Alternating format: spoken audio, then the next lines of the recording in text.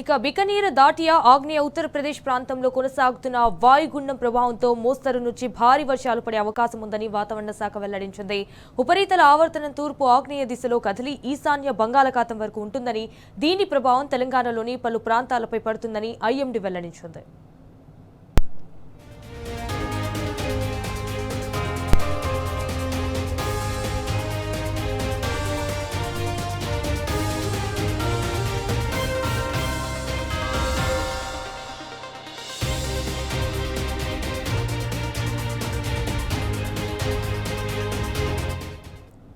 ఇక ఉపరితల ఆవర్తనం ప్రభావంతో పశ్చిమ ఆసియా ఇటు పశ్చిమ వాయువ్య దిశల నుంచి బలమైన ఈదురుగాలులు వీచే అవకాశం ఉందని వాతావరణ శాఖ తెలిపింది.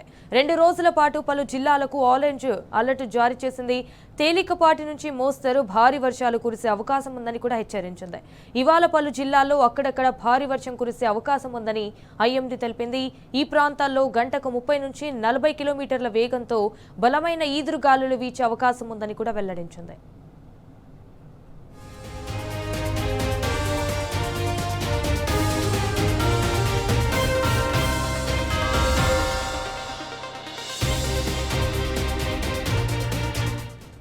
ఉపరితల ఆవర్తన ప్రభావంతో మోస్తరు నుంచి భారీ వర్షాలు పడే అవకాశం ఉంది. నల్లగొండ, సూర్యాపేట, మహబూబాబాద్, వరంగల్, హనుమకొండ, యాదాద్రి జిల్లాల్లో మోస్తరు నుంచి భారీ వర్షాలు పడే అవకాశం ఉంది.